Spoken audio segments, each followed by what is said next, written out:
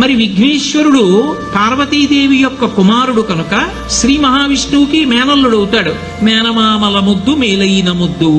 ఓసారి ఎందుకో వైకుంఠానికి తీసుకెళ్లాడు, మేనల్లుడు కదూ సంతోషంగా తీసుకెళ్లి అక్కడ సుదర్శన చక్రం పెట్టుకున్నాడు. ఇదేమిటో బాగుందని తీసి తొండంలో కింద పెట్టి మింగేశాడు. అయ్యబాబో ఇది శత్రు సంహారకమైనటువంటి సుదర్శన చక్రం రా, దీన్ని మింగేశాడు పిల్లాడని ఎలా బయటికి తెప్పించాలో అర్థం కాక విష్ణువు మొట్టమొదట ఆ పిల్లాడి ముందు ఇలా చెవులు పట్టుకుని గుంజీలు తీశాడు. గుంజీలు తీస్తే మామయ్య అదేమిటి అంత విచిత్రంగా కిందకి మీదకి ఊగుతున్నామని పడి పకపకా నవ్వాడు. ఆ నవ్వడంలో పొలమారి లోపల ఉన్న సుదర్శన చక్రాన్ని పైకి కక్కాడు. పైకి కక్కడానికి విష్ణువుకి సాధనంగా ఆనాడు గుంజీలు తీశాడు కనుక ఎవరు గుంజీలు తీస్తారో వాళ్ళని చూసి సంతోషించి అనుగ్రహిస్తూ ఉంటాడు. ఇప్పటికీ మీరు పాండిచేరి వెడితే పాండిచేరి రోడ్డు అంతా కూడా గుంజీలు తీస్తూనే కనపడతారు మీకు. విఘ్నేశ్వరుడి యొక్క పూజ అంత తేలిక.